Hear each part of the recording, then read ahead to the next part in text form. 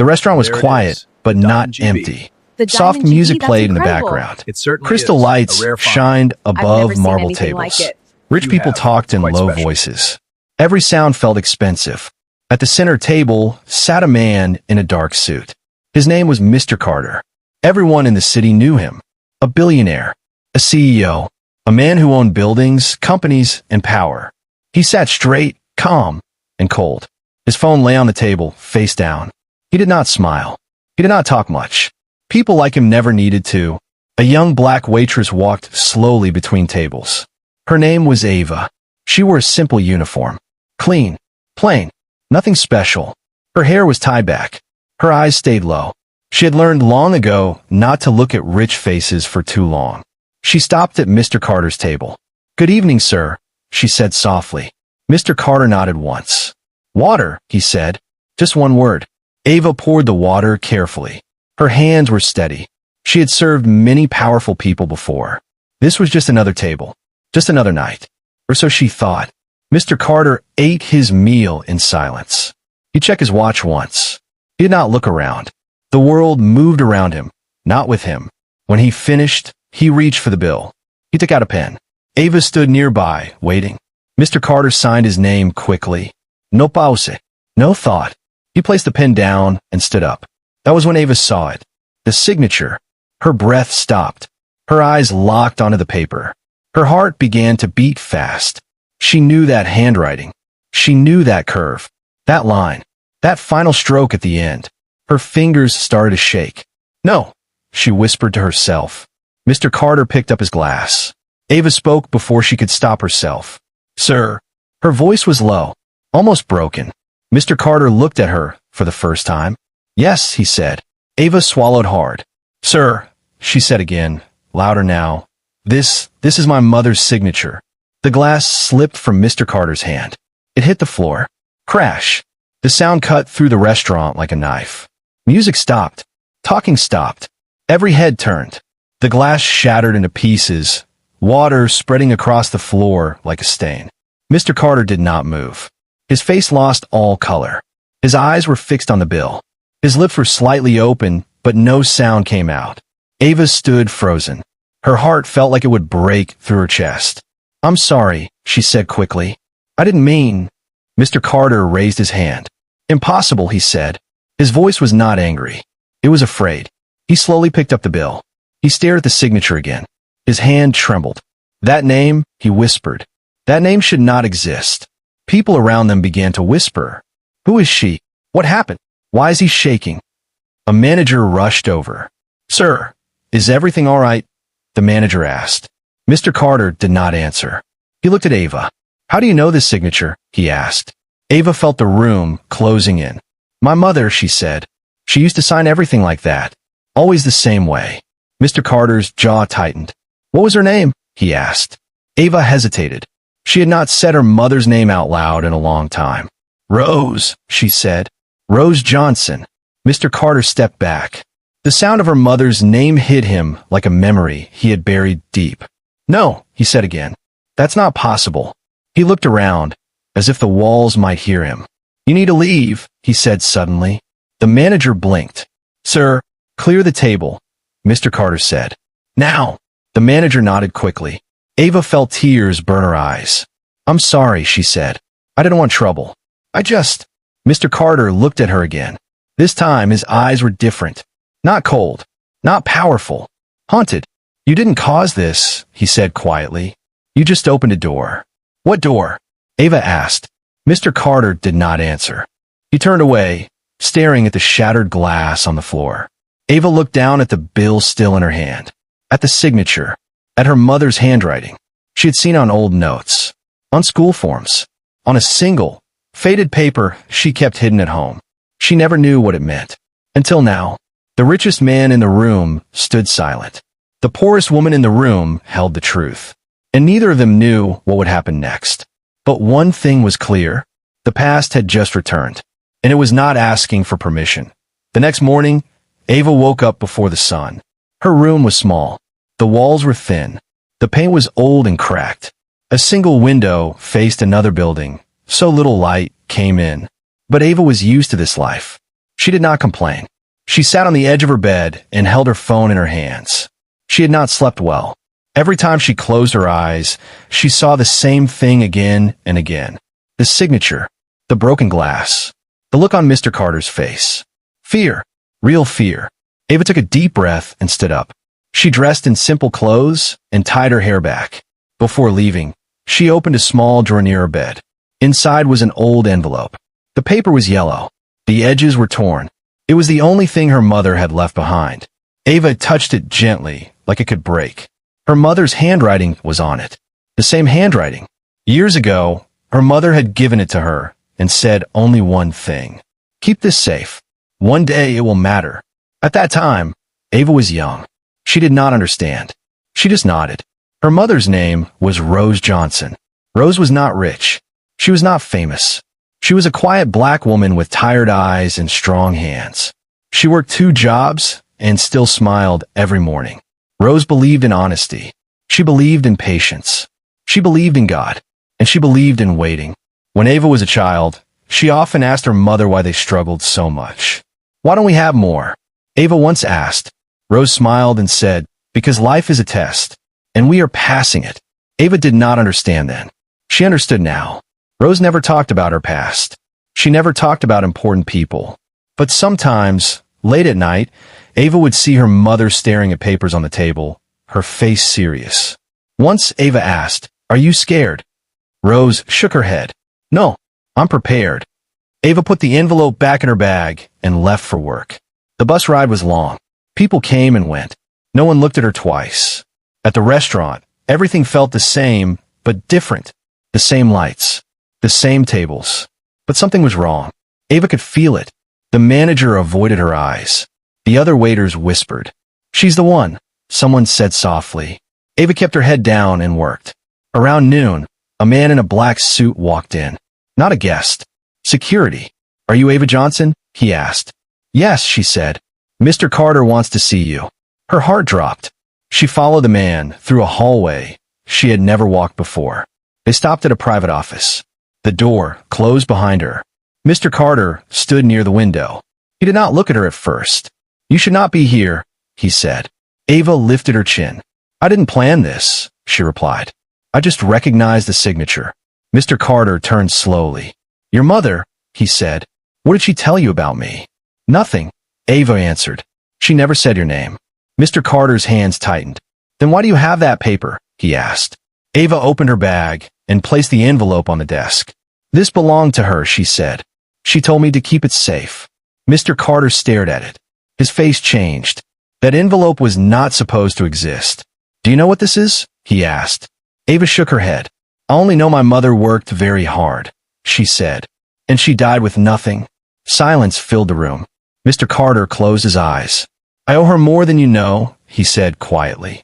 Ava stepped closer. "Then why do we live like we meant nothing?" she asked. That question hit him harder than any threat. He had no answer. Mr. Carter opened the envelope. Inside was a single document, an agreement, signed years ago, with 2 names. One of them was his. The other, Rose Johnson. Mr. Carter exhaled slowly. "The world will change if this comes out," he said. Ava looked at him, calm and steady. "The world already changed for us," she said. Mr. Carter looked at her. For the first time, he did not see a waitress. He saw a reminder. He saw a debt. And he saw something dangerous. The truth. Outside the office, life went on as normal. But inside that room, a buried story had started to rise. And it was only the beginning. Mr. Carter did not return home that night. Instead, he sat alone in his office long after the city went quiet. The lights outside his glass window slowly turned off, one by one. But inside his mind, the lights were all on. Too bright. Too loud. He loosened his tie and stared at the document on his desk. Rose Johnson. That name had followed him for years. He had buried it deep, locked it away, told himself it no longer mattered. But now, the past had found him again. And this time, it had a face. Ava's face. Mr. Carter leaned back in his chair and closed his eyes. Suddenly, he was no longer a billionaire. He was young again, hungry, scared, alone. Years ago, Mr. Carter was just a man with an idea and nothing else. No money, No power. No support. He slept in his car and worked late nights in empty offices. Banks laughed at him. Investors ignored him. Friends walked away. Then one day someone listened. Her name was Rose Johnson. She worked in a small office downtown. She was quiet but sharp. She asked real questions. She read every page. She saw what others missed.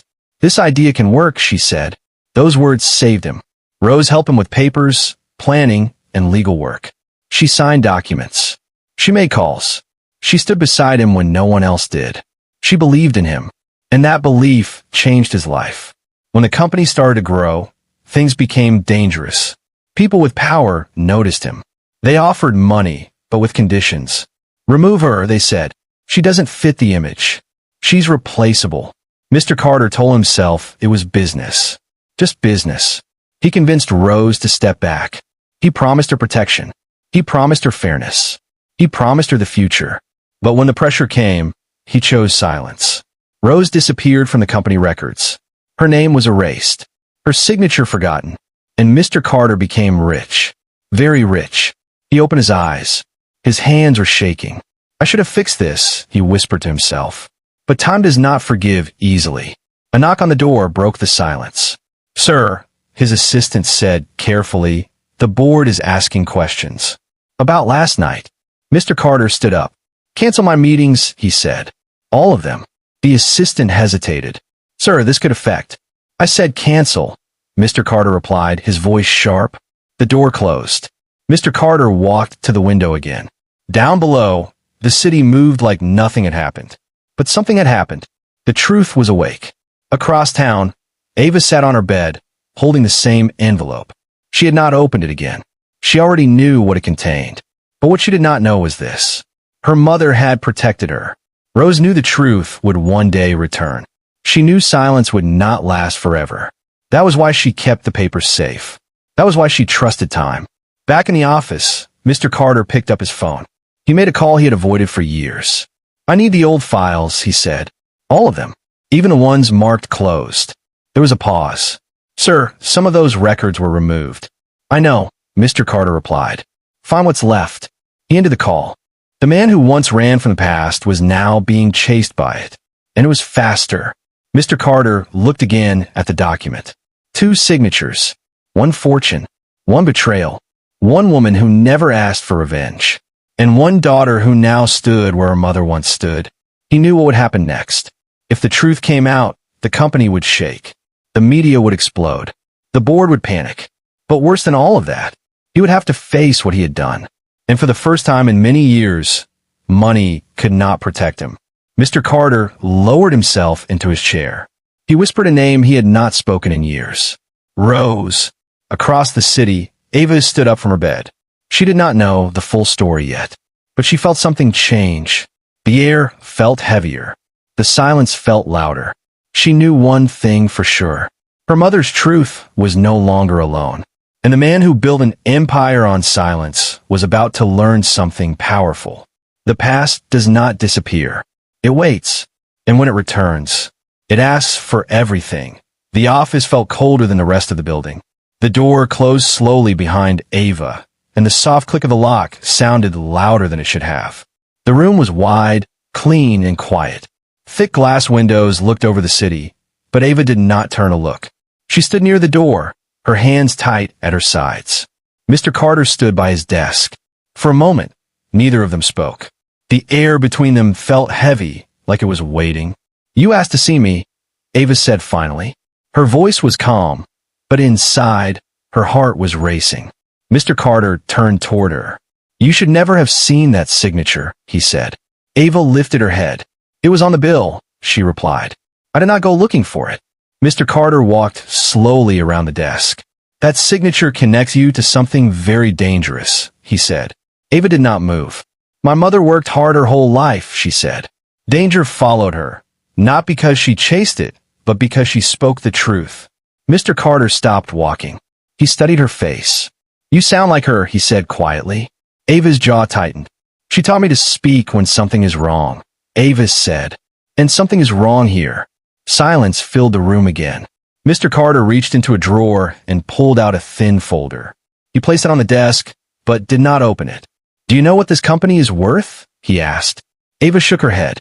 "I know what my mother was worth," she replied. "And she died with nothing." That hit him harder than she expected. Mr. Carter exhaled slowly. "Your mother saved this company," he said, "but she also became its biggest risk." Ava stepped forward. "She was not a risk," Ava said. "She was erased." Mr. Carter looked away. "When power comes," he said, "it demands sacrifice." Ava's eyes burned. "Then you chose the wrong person to sacrifice," she said. Mr. Carter opened the folder. Inside were old documents. Faded copies. Names crossed out. Pages missing. "You see this?" he asked. "This is what happens when truth is delayed." Ava reached in her bag. She placed the envelope on the desk. "This is what happens when truth is protected," she said. Mr. Carter froze. He stared at the envelope like it might explode. Slowly, he opened it. The document inside lay flat on the desk. 2 signatures. Clear. Untouched. One was his. The other belonged to Rose Johnson. His shoulders dropped. "I try to forget," he said. Ava leaned forward. "But my mother didn't," she replied. The room felt smaller now. Mr. Carter rubbed his face with both hands. "If this becomes public," he said, "everything changes." Ava nodded. "For us, everything already changed," she said. "Years ago." Mr. Carter looked at her. "What do you want?" he asked. Ava paused. She thought of her mother's tired smile, of empty fridges, of late-night prayers. "I want the truth," she said. "And I want respect." Mr. Carter laughed once. Bitter. Low. "Respect is expensive," he said. Ava met his eyes. "So is silence," she answered. Another knock at the door. "Sir," a voice said. "The board is waiting." Mr. Carter did not respond. "They will find out," Ava said. "One way or another." He knew she was right. The truth was no longer paper. It was standing in front of him. "You are not just a waitress," he said slowly. Ava shook her head. "I never was," she replied. Mr. Carter straightened his jacket. "Then we do this my way," he said. Ava crossed her arms. "No," she said. "We do this the right way." Their eyes locked. Power met patience. Money met memory. Shyness met truth. Mr. Carter finally nodded. "Tomorrow," he said, "the board meets. You will be there." Ava's breath caught. "In this building," he continued, "truth will speak." Ava turned toward the door. Before leaving, she stopped.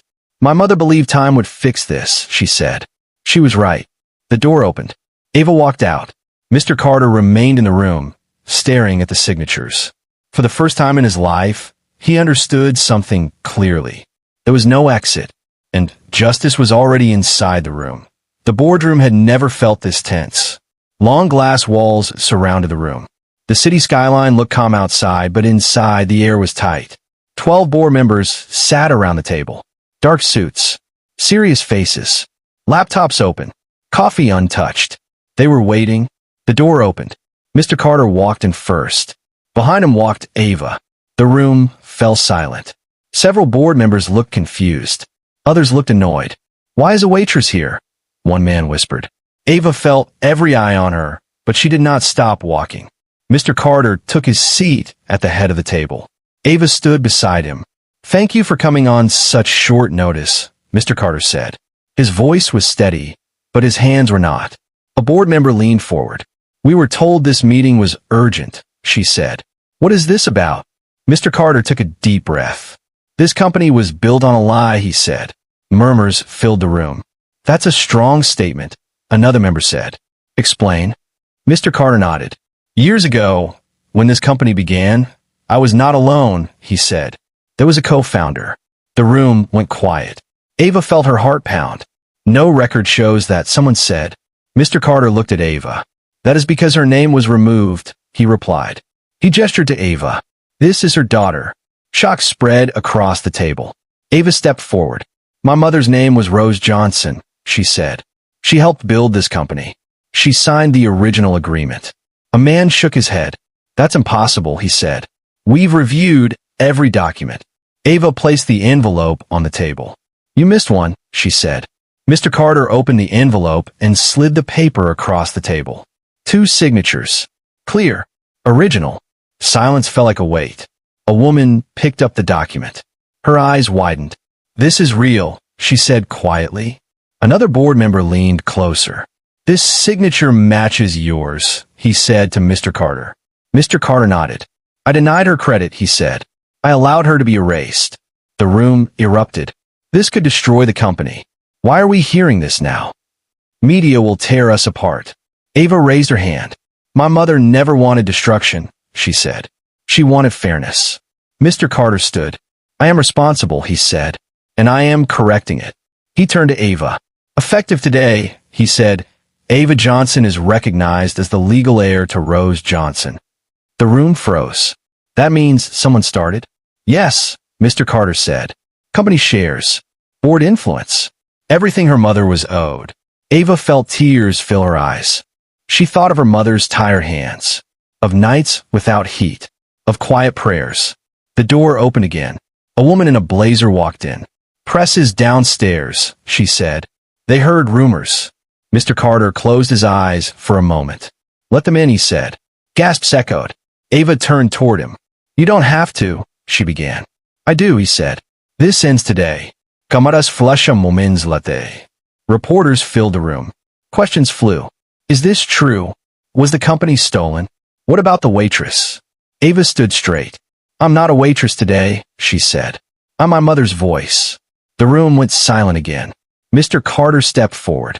"This company owes its success to Rose Johnson," he said, "and today we honor her." Ava looked around the room.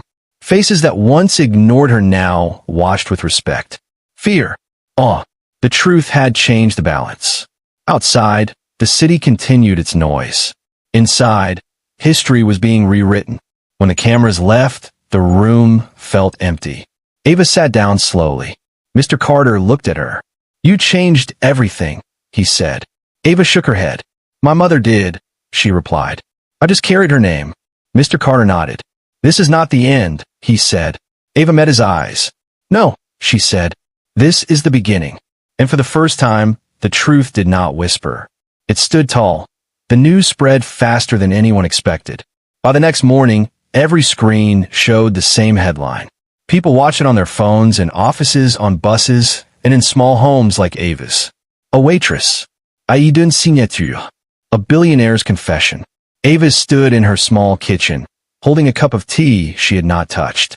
Her phone kept vibrating, but she did not answer it. Her life had changed overnight, but the room around her was still the same. Same cracked wall, same old table, same silence. She walked to the window and looked outside. For years, she had been invisible. Now, everyone wanted to see her. At the company building, things felt different. When Ava entered, the security guard stood up straight. "Good morning, Ms. Johnson," he said. "Ms. Johnson." The words felt strange. People opened doors for her.